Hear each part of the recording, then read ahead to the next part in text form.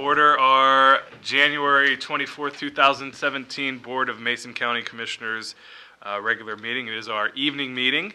And tonight we're going to begin with our Pledge of Allegiance. And I'd like to ask a special guest here in our audience tonight, AB, a Girl Scout, to lead us in our Pledge of Allegiance tonight. I pledge allegiance to the flag of the United States of America and to the republic for which it stands, one nation, under God, indivisible, with liberty and justice for all.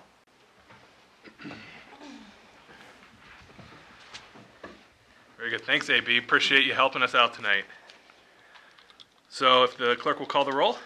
Commissioner District 1, Randy Netherland. I'm here. Commissioner District 2, Kevin Schutte. Here. And Commissioner District 3, Terry Jeffries. Here. Very good.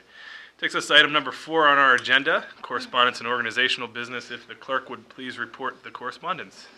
Hey, Hood Canal Coordinating Council sent a letter thanking Commissioner Randy Netherland for his role of board chair, president, and treasurer with an excellent attendance record.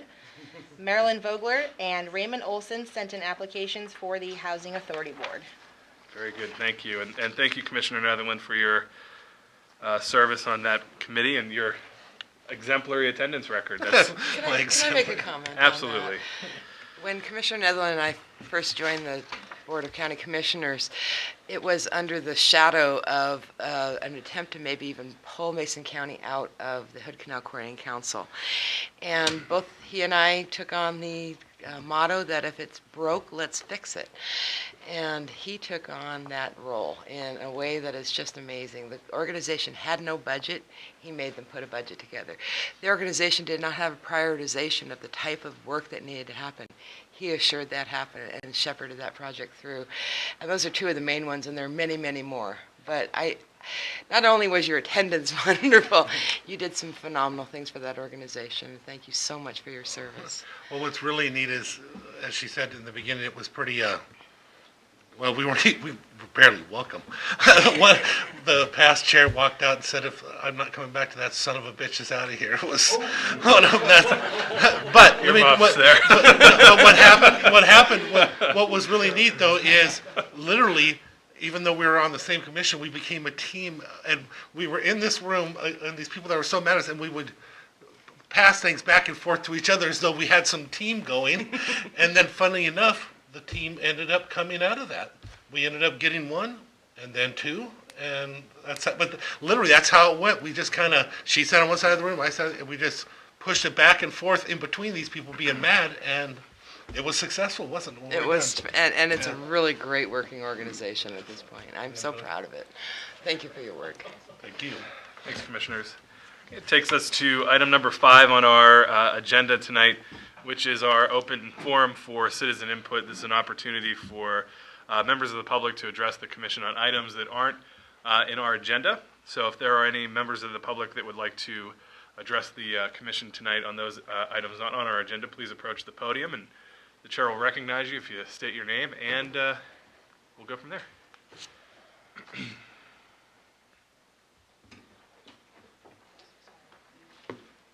Hi, my name is Cheryl Williams, 309 West G Street, and it is the most wonderful time of the year for me, the time where I do taxes. And I'm just here to tell the commission tonight that, if I can find it, we are doing taxes through AARP's tax aid for low-income taxpayers. We don't only help the members of AARP, but we'll help anybody that needs a little help. So we do it Saturdays at the library starting February. Every Saturday from 10 to 3 at the library, the Shelton Library. We do it at the Belfair Library on Tuesdays from 12 to 5. And we do it at the Senior Center on Wednesdays from 10 to 3. So if you guys know of anybody that needs help, please let them know that we're there for them. Cheryl, thank you for your work on that. You're welcome. Thank you very Thank much. you. Annabelle Gammons, 309 West G Street. So it's Girl Scout cookie season, and pre-orders are starting today. And at the beginning of February, I believe, we are going to start selling them at the stores. So this year for our for our donation boxes, we're going to be sending them to Operation Cookie Drop, where the boxes of cookies are sent overseas to soldiers over there. That's fantastic. So what she's saying also, in this room, I very much appreciate, when I look around, I know that some of you have already purchased boxes. And I'd appreciate it if everybody that's still left could still make some time to buy it from her. I think she's brave. She's wonderful. She did this last year. She won our hearts over, and she took our pocketbooks.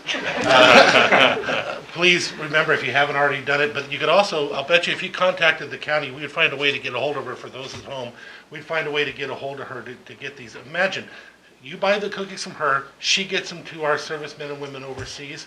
How awesome is that? And you don't have the calories. Yeah. You get the Girl Scout cookies without the guilt. That's perfect. I think you are a wonderful person to have in our community, and I very much appreciate you, and I know we all do. Yeah. Thank you so much for coming up and telling us about that. I'm a fan of the Thin Mints myself, for the record. Okay. So seeing nobody else, oh, Ken? Sure. Good evening, Commissioners. I walked in late, Ken Van Busker, Davis Farm Road in Belfair. I caught the dialogue there about the coordinating council, and one of the biggest things that I saw happen with the coordinating council is that they now have a priority array process for determining, and that's one of the things I think really makes that a better operation. But I'm really excited to hear that the board might come to Belfair next week for a 5th Tuesday meeting. It's been quite a while, and I just walked in to copy it, mail it today, and I had to chuckle. There's T-shirts and sweatshirts for sale in there with a traffic cone on it in Belfair. I think that's telling, and I think you'll likely hear some stuff if you come up to Belfair.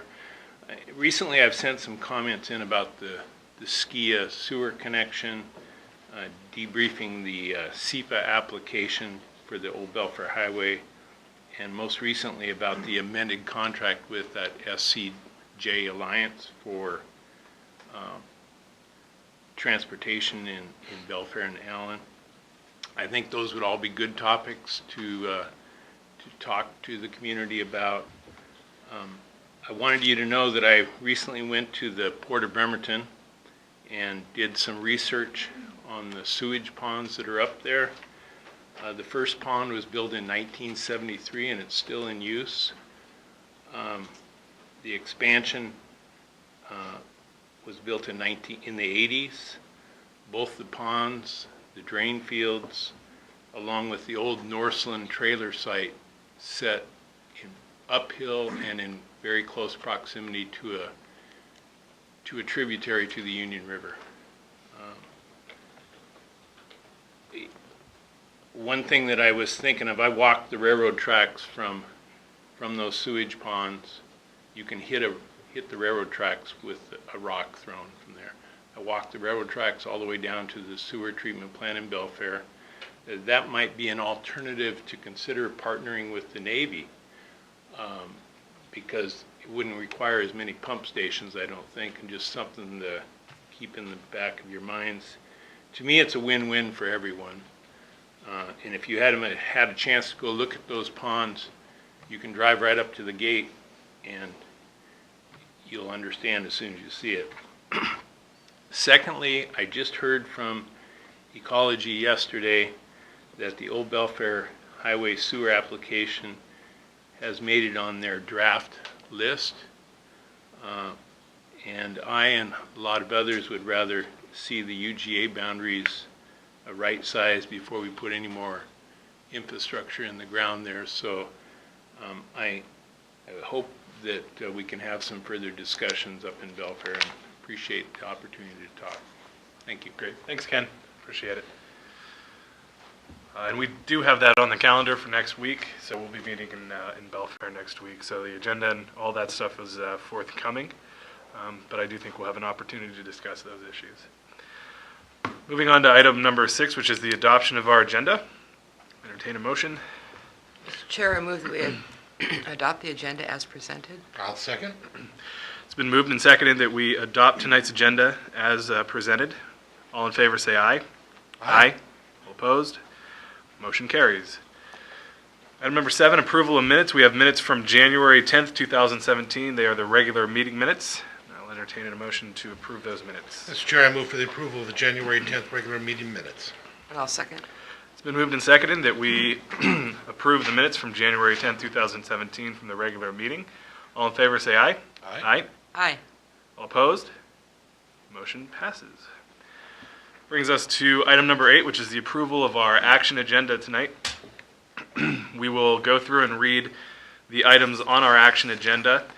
At that point, we will entertain questions, and if a member of this public or a commissioner would like an item removed for separate consideration, we will do that at that point as well. So we will read them. If Commissioner Netherland would read items 8.1 through 8.3, Commissioner Jeffries 8.4 through 8.6, and I will take 8.7 through 8.8. Absolutely, Mr. Chairman. Item number 8.1 reads, approval to cancel uncollectible personal property taxes as listed. Item number 8.2, approval of acknowledgement of the receipt of the treasurer's refund report. Item number 8.3, approval of warrants. Claims Clearing Fund warrants number 8045554 through 9045930 for the amount of $892,283.36, and that is also the total. Item 8.4, approval of Veterans Assistance Fund applications for necessity items totaling $300.80, utilities totaling $2,195.66, and housing totaling $1,000, for a grand total of $3,496.46. 8.5, approval of agreement number 1563-42486, amendment number 2, with the Department of Social and Health Services. This agreement will increase funding from $192,125 to $218,113 as part of a 2-year contract that helps fund the Mason County Community Prevention and Wellness Initiative, CPWI. 8.6, approval of the collective bargaining agreement with the Mason County Prosecuting Attorneys and Woodworkers Local Lodge W38 IAM for January 1, 2017 through December 31, 2019. Item number 8.7, approval of the letter of support to the Port of Grapeview for the Port's Boating Facilities Program grant application. And item 8.8, approval of the contract with Consolidated Food Management, LLC, CFM, to provide food management services for the jail and juvenile detention center. This contract will eliminate 2 cook positions, which will help implement the alternative sentencing program and cover the costs of increased health. Okay, so they have been read. Any questions from the public? Seeing none, we will entertain discussion if there is any. I would just like to get that started and say I appreciate, with number 8.8, I appreciate the Sheriff's Office coming forward with a cost savings opportunity here to reduce the costs associated with some of the things that we have to do in the jail in terms of the food management. So I appreciate that proactive approach in regards to that. And so I think that takes us in a step towards proactive government, and I appreciate them bringing that forward. Any other discussion from the commission? I would like to piggyback on that. I'd also, this contract also relieves a liability issue in which we had not really enough cooks to ensure that our inmates weren't needing to be alone in the kitchen, I believe is what the issue was. And we were looking at possibly needing to hire a second cook or a third cook. And from what I understand, there's going to be effort to reemploy these cooks in different positions with the Sheriff's Office. So though it's a total reduction of 2 FTEs, these folks hopefully will continue employment in a different way with the county. And the one who brought that forward was their new chief, Chief Hansen. I was at a community voice meeting the other night, and it was mentioned that he's one of the best in the state, and I believe it. I've been very impressed with her. Every time he speaks, he comes up with an idea. Gotta appreciate that, especially when it saves money. Great. I agree. So with that, I would entertain a motion to approve our action agenda for tonight. Mr. Chair, I move that we approve items 8.1 through 8.8 on tonight's action agenda. I will second. It's been moved and seconded that we approve items 8.1 through 8.8 on tonight's action agenda. All in favor say aye. Aye. Aye. All opposed? Motion carries. Takes us to item number 9, which is other business. It's an opportunity for department heads and elected officials to address the commission. Is there anybody that would like to do that? Okay. All right, well, we'll skip 10. There's no public hearings tonight. Item number 11 is our board reports and calendar. I'll kick us off, and then we'll go from there. So last week, I think one of the more important meetings that I had, and I was involved in this with my two colleagues up here on the commission, is our meeting with our local school superintendents regarding the road restrictions that were in place due to the freeze-thaw conditions that we were seeing because of the weather pattern we were in. And there were a lot of concerns, I think, from Public Works about the safety of those roads and putting children in school buses on them. And there were concerns from the superintendents about child safety getting to and from the alternate bus routes. And so this was a really good opportunity for us to bring together some of the superintendents from the county to have a conversation about not only the road restrictions that were in place, but how we can be more collaborative going forward, so that when we find ourselves in this position, that we have a better working relationship with the transportation directors and superintendents in the county. I really thought that was a productive conversation. We discussed ways that we can improve communication and outreach from the county side.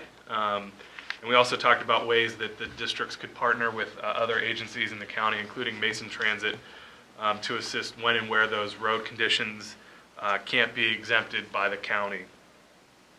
We also talked about potential use of our emergency management alert system so that we could better target neighborhoods and specific streets that affect parents and do that in a way that gets the information out more effectively. So I appreciate them taking the time out of their day to come down and meet with us and Public Works. It's a really good first step, and I think our solutions from that meeting, the deliverables, we're going to see, I think, a little bit more of a collaborative relationship going forward. To that end, last week I also met with Hood Canal School Superintendent Sean Badstone, his assistant Angela, and their board president Annie Robbins, and we discussed a lot of the different things that they're working on at Hood Canal School. That's my home district, school district, just down the road from me in Union. So it was a good opportunity to get in there and talk about a lot of their innovative opportunities that they're providing for their students, including some job shadowing. They have a lot of technology, one-on-one technology opportunities for the students. And then they have their STEM curriculum that they also incorporate a lot of arts programs and tribal influences and things like that, being there on the reservation. So appreciate all the work that they do, and I appreciated their hospitality. This morning I had a tour of the Belfair sewer plant. That was interesting. They asked me if I had ever been in a sewer treatment plant before, and I said, I think when I was in 3rd grade I went on a school field trip. So I think that was the only other time, but I appreciated going through there. As for the week ahead, tomorrow I'll be at the Alliance for a Healthy South Sound in Olympia. I'll be meeting with our local legislators in Olympia on Thursday morning. We have a couple issues to talk about legislatively, and so I just want to put it on some of those things, get an update from our legislators, and then visit some of my former colleagues in the Capitol. And then finally, Friday, I will be at the Sheriff's Breakfast in the morning and then touring MaceCom later that day. That brings us back to Monday with briefings. Commission meeting on Tuesday. Okay. Commissioner Jeffries? Yes, following last week's commission meeting, I had a chance to address the Shelton Kiwanis and took some questions. Mostly they had questions around economic development. I also had an opportunity, you were referring to our road restrictions, I had an opportunity to see a demonstration by our Public Works Department about how our freeze-thaw conditions, how they do truly impact the roads, and watched as a heavy truck went over a road that was in a thaw phase, watched the water squirt up out of it, and you actually saw the road move. So it's a real issue, and it's hundreds of thousands of dollars worth of repairs that are potentially there if we don't have these restrictions. So I'm really glad that we did have an opportunity to, and we will be building on that on our process for making sure people can get where they need to go, especially our school children. We had a Mason Transit Authority meeting. We had a special briefing on Wednesday. I met with our Pacific Mountain Workforce Development Council Advisory Board Director and the Executive Director on what their work was to keep me up to date, get me up to speed. I'll be chairing our governance group with them. I attended the Washington State Association of Counties legislative reception, had a meeting of the Thurston Mason Behavioral Health Organization, and then did some private things over the weekend. This morning, I testified on behalf of the Association of Counties and I'm pretty sure for Mason County on a bill in the state legislature that would help create a fix for something that's commonly known as the Hearst decision, which for all practical purposes has shut down private well construction and private home construction in certain counties. And so there's a fix in the legislature, and there's many pieces of legislation around this, so hopefully we'll find one that can pass and give us relief. I met with the chair of the Economic Development Council Board on what my priorities would be for the EDC for this next year. We had a really good Board of Health meeting this afternoon. I think our new Community Services Director has brought some great life to our Board of Health, and I'm very excited to have him lead that group. Tomorrow we'll have a briefing on our code enforcement efforts. We ran into the issue that was brought to us that most of the code enforcement problems in this county are pretty much a function of poverty. And, so what do you do? What do you do? These people, we're asking them to take care of an issue that there really is no money to do. So we had asked them to come back to us with some potential solutions and see if that was something. So I'm hopeful that we'll have some good ones there. I'll be attending the North Mason Chamber of Commerce luncheon, and then the ribbon cutting for a new business in town, So Clean, So Green, and a Community Action Council board meeting on Wednesday. Then Thursday, I will split my time between two all-day-long meetings of a retreat of the Pacific Mountain Workforce Development Council, and then I serve on the statewide Transportation Improvement Board, and we'll have a 2-day meeting on Thursday and Friday. That brings us back to, the Mason Transit Authority is having an all-staff meeting, and I'll be attending that on Sunday, and then we'll have briefings on Monday. That brings me to mine. We had our Finance Committee meeting. I met with a commissioner from the city of Bremerton in regards to a project they have going up north, just past the border, the idea of another racetrack and some of the issues and the opportunities that we may have for teaming up in order to get sewage up into that area and their desire and need for it in order to pull off this $40 million project. Mason Transit Authority Temple Board meeting, and we had our special briefing, as you mentioned, with the superintendents. I had a Peninsula Regional Transportation Organization meeting that I went all the way up there, and I didn't need to, because what had happened there is Mike, trying to help, sent an invite just to let me know that the TAC was meeting. But if anybody knows me, if you get it on my calendar, I show. Well, he got it on my calendar, so I drove all the way up there, and I stayed, and we did, of course, have an impact. Mason County always does when we show up. So it worked out well. That brings us back to our briefings again for the week. For Monday, we had North Mason Community Voice meeting last night as well. I met with constituents in regards to the Shelton UGA and hoping to get their property out, and I know that he's meeting with you guys as well. I signed on behalf of the county for another piece of property, as we had we passed through here, of course, but it's another one back on the rolls again, collecting, not only did we collect the debts that they owed to us by it being forfeited to the county, we also now collect money in the future on the taxes and the future of that property. It's been a great thing by putting it out there on the market through realtors. Has been very helpful, I think, to this county. And then, of course, we had our Board of Health meeting before this. This next week, we have a briefing tomorrow, North Mason Chamber of Commerce luncheon, a conservative book club has asked me to drop by there. I have a funeral for a dear friend, a longtime resident of North Mason, Miss McCorkle. She's wonderful. I will be meeting with the West Sound Alliance this week in Bremerton to sharpen our pens on exactly what we're trying to accomplish this year. Meeting at Mount Moriah, then a conference call with Derek Kilmer and his folks in regards to infrastructure and the potential for receiving money from the federal government for the infrastructure projects. The Trump administration has talked about, what is it, at one point it could be as high as $1 trillion. So, we don't know what it is, and I'll be finding out more about that. Point in time, homeless is happening that week, and I will be attending one of them up north. I will not be at the one down here. I'll be at the one up north because she's asked if she could talk to me at the same time. I also have a meeting with a group of individuals who I'm giving you a little notice on now because I don't know exactly what it's going to come out of. I just got a phone call on it, but they'd like to talk about having a plaque dedicated to past commissioner and local longtime hero Jerry Lingle. In recognition of him. All that happened is the Masonic Lodge put up a picture of him, and as a reminder, and it scored 20,000 hits. And there's only 14,000 Masons in the state of Washington, so that wasn't it. It has to do with local, and so they'd like to meet with me to have a conversation. I'm just giving you guys a heads up. I don't know what it all will come down to, but I'll explain it to you after I know more. Cemetery Board meeting. I will also be at the all MTA meeting. We have our briefings. I'll be meeting with the EDC chairman. We have our 5th Tuesday meeting up in Belfair. What time is the Alliance meeting and where?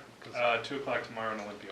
I may be there in case something happens, just to walk in with you, introduce you before leaving.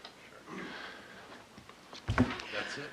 Yes. Do you mind if I bring up a question? I'd like to ask you, I've heard rumblings about this racetrack initiative in the North End, and I don't know anything about it. You seem to be on top of it, so could you share with us what's going on there?